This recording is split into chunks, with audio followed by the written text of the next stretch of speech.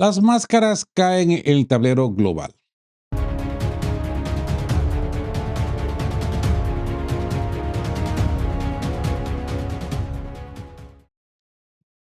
¿Qué tal, amigos? ¿Cómo están? Síganse ese café bien cargadito porque la actualización de este martes 25 de agosto viene fuerte. Hoy vamos a hacer un viaje por un mundo que parece estar perdiendo la brújula. Nos han vendido siempre la idea de bloques inquebrantables y alianzas de hierro, ¿no? Pero hoy vamos a ver cómo las máscaras se caen de un lado y del otro. No solo vamos a hablar de trincheras lejanas, sino de cómo el gran teatro de la intimidación comercial acaba de chocar contra un muro de hielo aquí mismo, en nuestra propia Norteamérica. Y mientras tanto, del otro lado del charco, las sociedades están despertando con una furia frente a políticos que prefieren financiar guerras eternas y aferrarse a sus sillas antes que escuchar a su propia gente. Pónganse cómodos porque los titulares de hoy se quedan muy cortos frente a la realidad que vamos a desmenuzar. Pero antes de entrar de lleno a los temas de hoy, quiero hacer una pequeña pausa, solamente para responder a una curiosidad que me han dejado mucho en los comentarios y la he visto de vez en cuando aparecer una y otra vez. ¿Por qué Rodolfo toma mate? ¿Por qué siempre toma mate? Pues bien, la respuesta es tan sencilla como complicada y tiene una historia muy especial detrás. Fíjense en la gran ironía de la vida. Yo nací justo entre dos países que tienen la fama de producir uno de los cafés más famosos y exquisitos del planeta. Cualquiera pensaría que nací con una taza de café en la mano, ¿no? Pero la realidad es que en mi juventud yo no lo tomaba para nada, no me gustaba.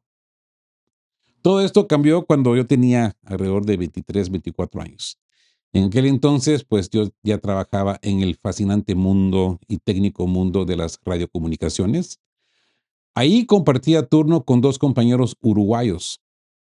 Ellos no podían entender y se extrañaban muchísimo de que yo, viniendo de donde vengo, pues no tocara el café. Así que a falta de café, un día me ofrecieron mate.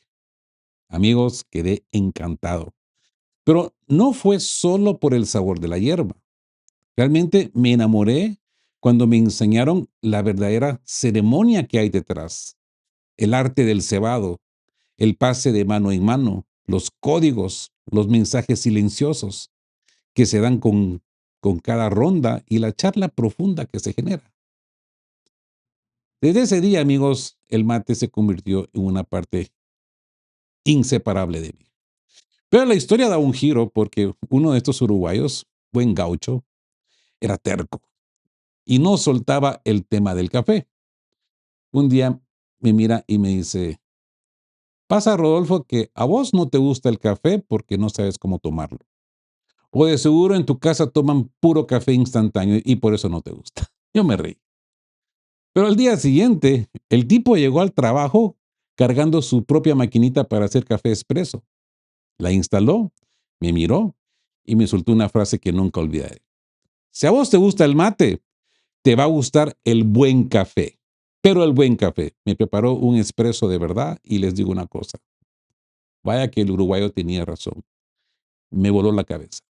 Desde ese preciso momento, mi vida transcurre felizmente entre el mate y el café. Me volví un apasionado. He probado cafés de todos los rincones del mundo y lo disfruto tanto como mi hierba. Cafés de toda Centroamérica, Suramérica, Etiopía, fascinante historias que tengo del café de Etiopía. Otro tipo de ceremonia, ya un día hablaremos de esto, es muy interesante. Pues bien, amigos, esa es una de mis tantas historias con el mate porque les confieso algo muy personal. En más de una ocasión, el mate literalmente me salvó la vida. Pero bueno, los detalles de esa historia de supervivencia se las contaré otro día. Por ahora, sírvanse su mate, su espresso o su bebida favorita y arranquemos con la información de hoy. El golpe en la mesa y el fracaso a medianoche. Amigos, la tensión llegó a su límite. Literalmente, a minutos de que se venciera el plazo de medianoche del viernes, las negociaciones comerciales entre Estados Unidos y Canadá volaron por los aires. El primer ministro canadiense Mark Carney hizo algo que muy pocos líderes mundiales se atreven a hacer. Miró a la delegación de Washington y dijo, basta. Se levantó de la mesa y abandonó lo que él mismo llamó un pésimo acuerdo. La estrategia de la Casa Blanca era clara: usar la economía de 32 billones de dólares como una arma para obligar a Canadá a tragar una lista interminable de concesiones. Estados Unidos quería limitar a la mala capacidad de Canadá para hacer negocios con otros países, intentando amarrarlos para que no pudieran buscar alternativas. Pero la respuesta fue un rotundo no. Así pues, caos en la Casa Blanca y la factura para el pueblo. Y ojo, con lo que pasa detrás de las puertas cerradas en Washington, porque el nivel del caos es de no creerse. Mientras le exigían obediencia a Canadá, dentro de la Casa Blanca los propios asesores de Donald Trump pues se estaban gritando. Reportes de The Washington Post revelan peleas a gritos entre Peter Navarro, el secretario de Comercio Howard Lutnick y el negociador principal Jameson Greer. No se ponían de acuerdo ni siquiera en cuanto a arancel cobrarle al aluminio canadiense.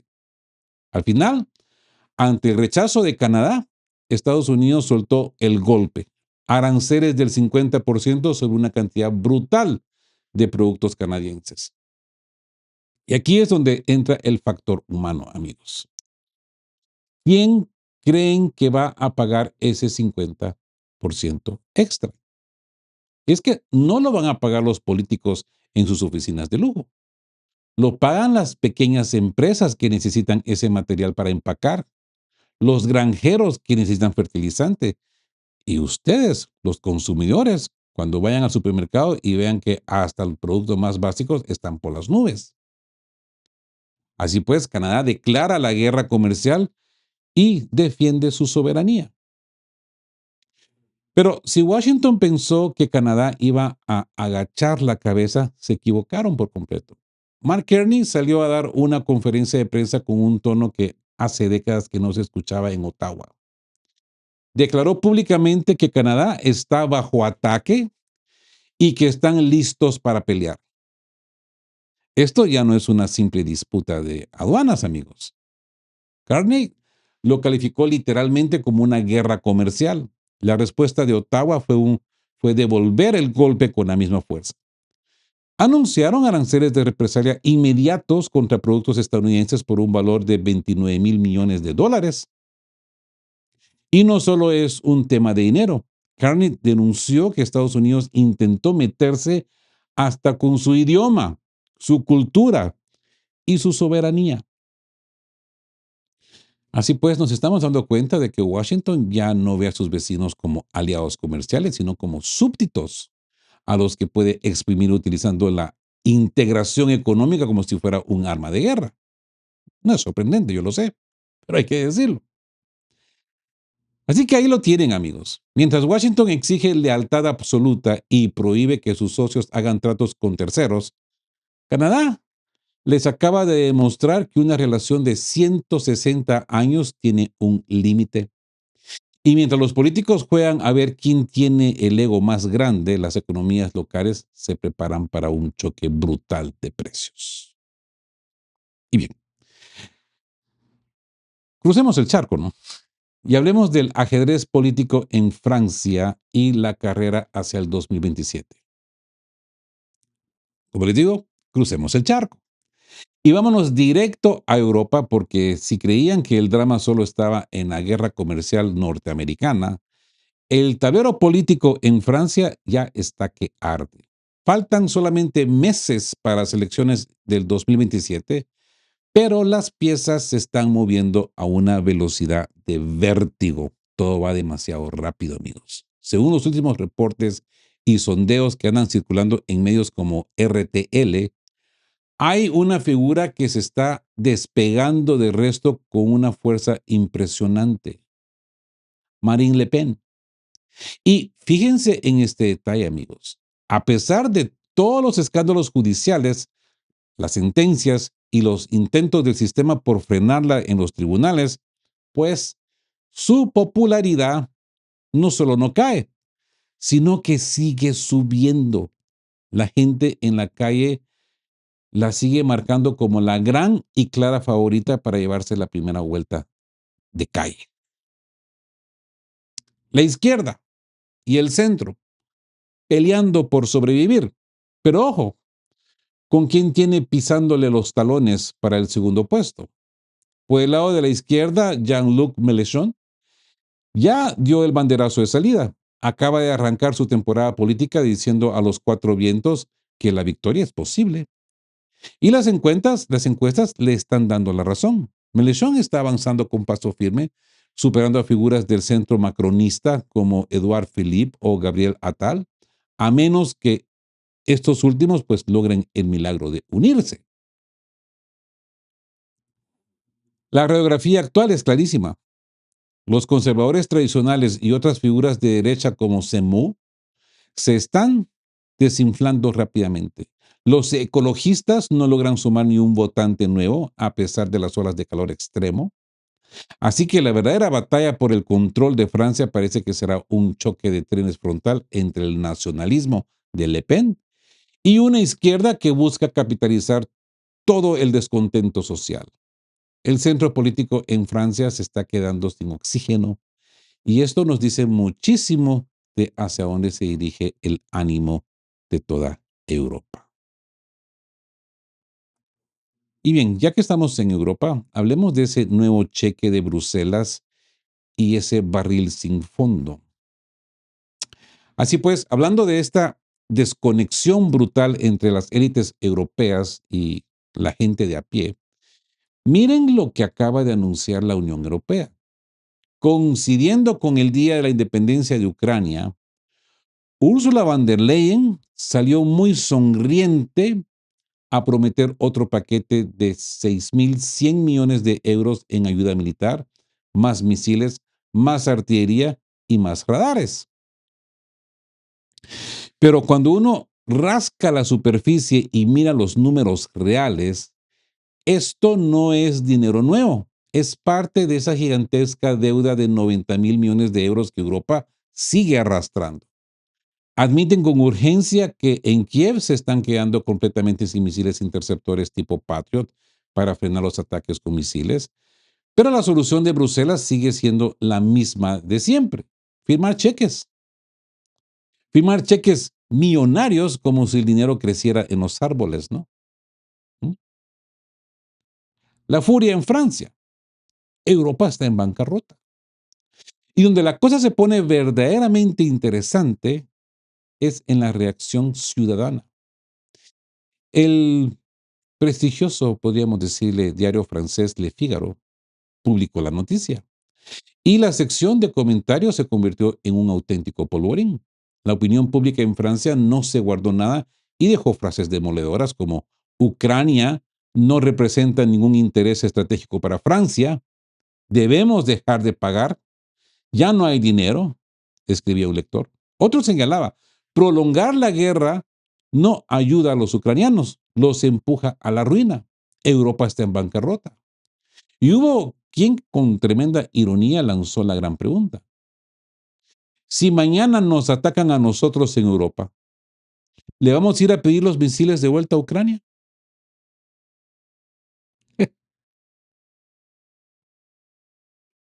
Y es que ese es el famoso mito del barril sin fondo, ¿no? Amigos, la gente común ve cómo sus servicios públicos colapsan, cómo la inflación les come el salario, mientras sus gobernantes siguen en una cruzada desconectada de la realidad nacional y de sus cerebros. Esa rabia contenida es la que explica el terremoto político que analizamos hace un momento con la escalada de María Le Pen. Por eso es que va a velocidad de vértigo. La gente ya está harta y viene en ella la solución. Ojalá les cumpla, ¿eh? El tsunami electoral. y la polémica de Zelensky, ya que estamos hablando de elecciones, ¿verdad? Continuando con el análisis sobre Ucrania, tenemos que hablar de lo que está pasando adentro, porque hay una crisis política que ya no se puede tapar. Durante meses se ha estado presionando a Volodymyr Zelensky para que reanude el proceso democrático en su país. Recordemos que su mandato oficial expiró en mayo de este año, ¿verdad? Incluso su exministro de Defensa, Mikhail Fyodorov, a quien sacó del cargo, ha estado pidiendo a gritos que se celebren elecciones para limpiar la corrupción del gobierno. Pero Zelensky acaba de salir a dar su primera rueda de prensa en meses y dio un portazo monumental a esa idea. Calificó unas posibles elecciones como un verdadero tsunami que dividiría y destruiría al país en estos momentos. Como que si el país ya no está disuelto y dividido. Argumenta que es imposible votar bajo la ley marcial y con millones de refugiados afuera. Su frase fue contundente. ¿Desde cuándo el marketing público es más importante que la gente que da la vida en el frente? Wow, wow, Zelensky, te la sacaste, ¿eh?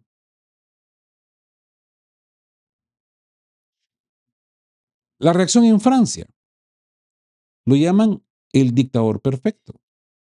Fíjense en cómo reaccionó la opinión pública europea ante esta negativa. Nuevamente, en Le Figaro, los lectores hicieron pedazos el argumento del presidente ucraniano. Las críticas fueron brutales. Un lector comentó con sarcasmo: en resumen, un gran demócrata. Eso es lo que es Zelensky, un gran demócrata. Otro usuario lanzó una acusación directa: no necesita elecciones, todavía no ha recaudado suficiente dinero de los europeos. Necesita un par de vilas más en Mónaco, de esas que cuestan 550,000, no, perdón, 550 millones. ¿Qué va? 50,000. Si aquí estamos hablando de millones. Y muchos señalan una realidad incómoda. Si hay zonas del país que no están en la línea del frente, ¿por qué no organizar elecciones ahí? La conclusión de la calle en Europa es que Zelensky sabe perfectamente que si va a las urnas hoy perdería el poder y por lo tanto muchos ya lo ven como un político que necesita que la guerra continúe indefinidamente para mantenerse en su silla presidencial. Y no solamente es él, es toda su junta europea también. Aunque eso signifique, como dicen los propios franceses, que el contribuyente siga pagando la cuenta. Ahora bien, pongamos atención a la visión desde China y los 1643 días de este desgaste. Y es que para entender cómo el mundo está viendo este colapso político interno, tenemos que mirar hacia Oriente, el lejano Oriente. Un análisis profundo publicado por el gigante asiático NetEase acaba de hacer una radiografía brutal de la situación. Han pasado ya 1643 días desde que estalló este conflicto. Piensen en eso. Hace casi 5 años, los medios occidentales nos vendían a Zelensky como el héroe intocable, el símbolo mundial de la resistencia al que le iban a dar todo lo que pidiera.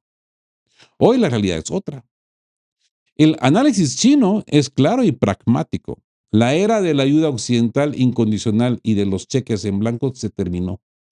Las municiones escasean, los sistemas patrios ya no llegan como antes y lo que antes eran sus grandes patrocinadores en Washington y Europa ahora están sacando la calculadora para que ya no puedan mantener este ritmo financiero. El callejón sin salida y la pregunta incómoda. Y aquí es donde viene el verdadero dilema, amigos. El callejón sin salida en el que se metió el liderazgo en Kiev. Si Zelensky decide aferrarse al discurso de la guerra, tiene un problema gigante. Ya no tiene las armas, ni el dinero, ni el apoyo condicional para sostenerla.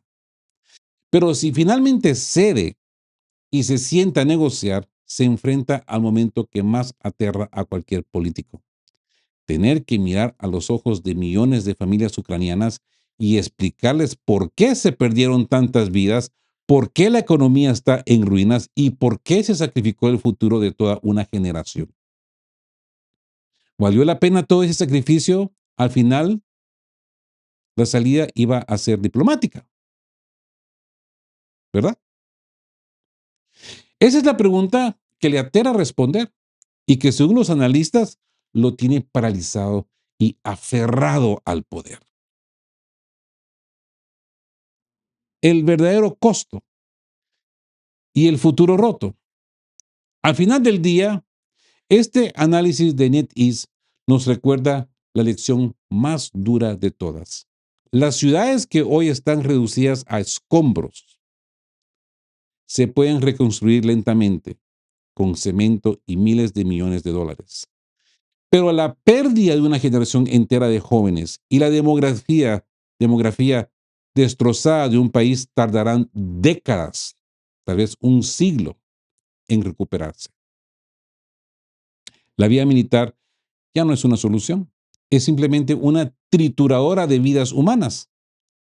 Ha llegado el momento de que el discurso pase de la guerra a la reconstrucción, aunque eso signifique el fin de varias carreras políticas, y no me refiero solamente en Ucrania, también en Europa, que son muy responsables de lo que está sucediendo, y también en Washington.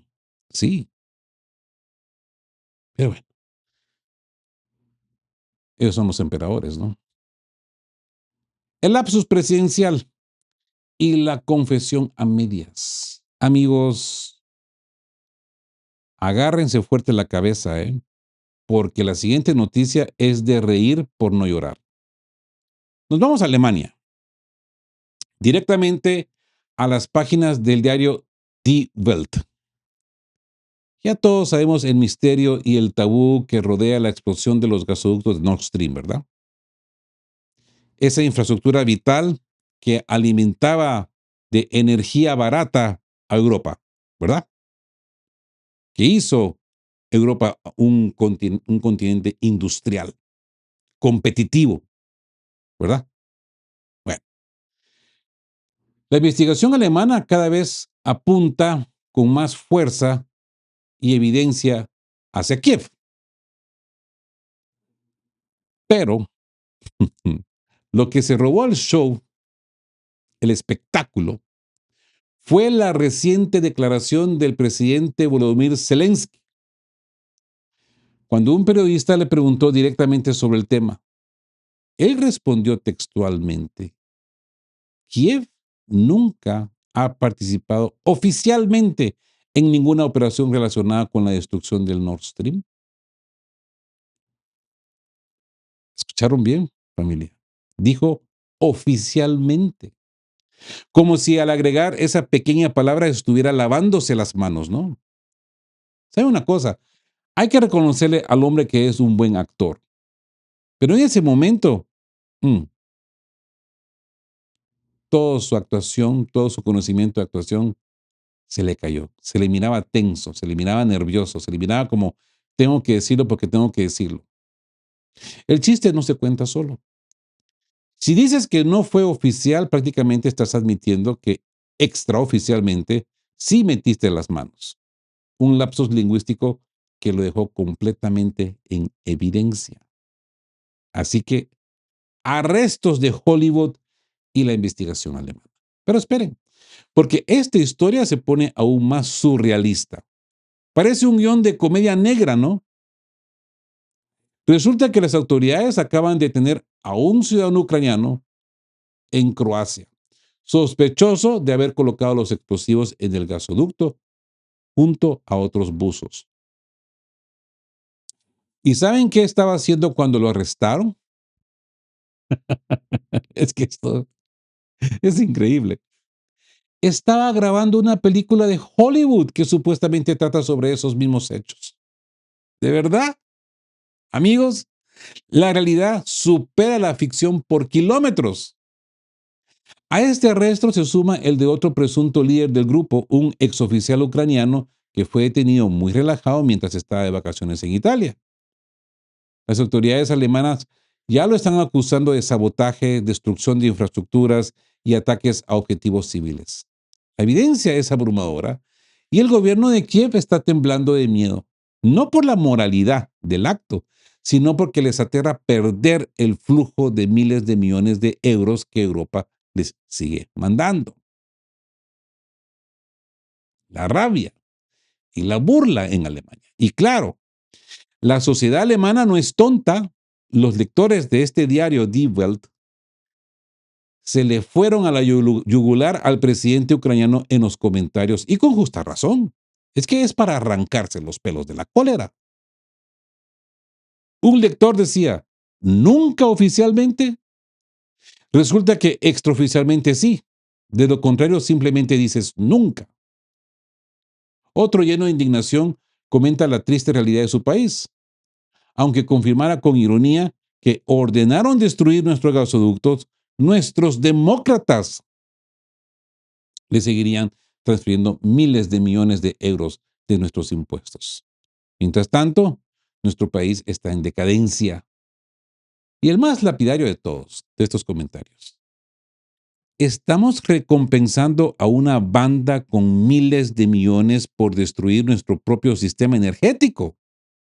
Amigos, estamos viendo a una Europa que financia a quienes destruyen su propia infraestructura crítica, mientras sus líderes miran hacia otro lado y nos intentan vender excusas que no se cree, pero ni un chaval, ni un niño.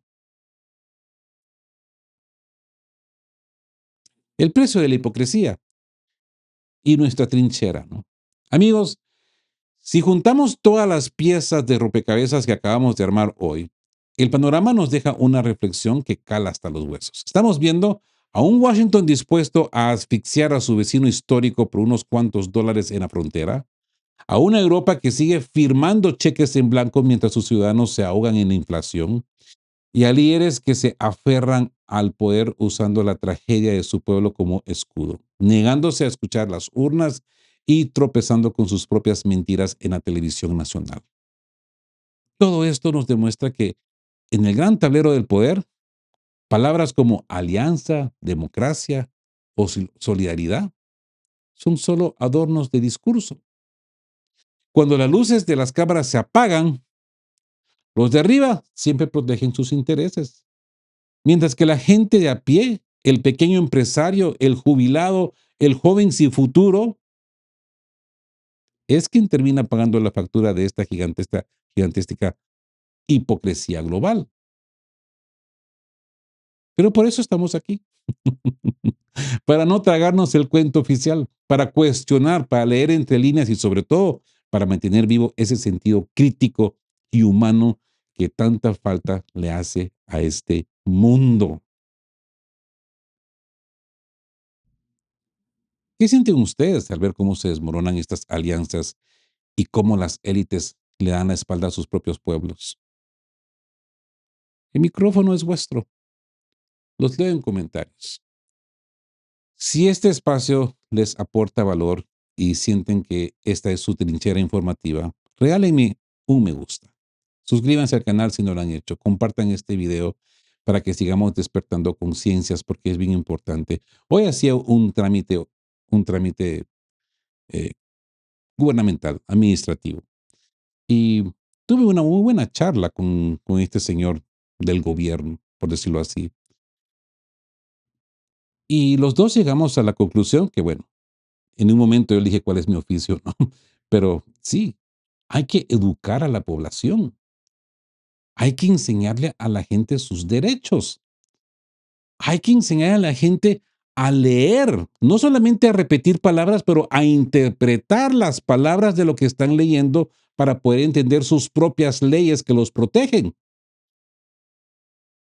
Si no, de los contrarios, nos convertimos todos en empresas fáciles para estas personas con cerebros dictadores. No puede ser que seamos solo unos cuantos los que podamos leer conscientemente y la mayoría no. Por eso es que tenemos que educar, amigos. Y bien, les mando un abrazo inmenso, cuídense muchísimo y nos vemos en el próximo análisis. Estén juntos, fuertes, siempre buscando por la verdad y sean justos. Quedamos cuape. Chao, chao. Queremos recordarles que este espacio tiene un fin estrictamente educativo e informativo, basado en fuentes verificadas para fomentar una comprensión profunda de los hechos globales. Nos oponemos a la desinformación. Nuestra meta es el intercambio de conocimiento y análisis crítico, siempre bajo el respeto a todas las partes involucradas.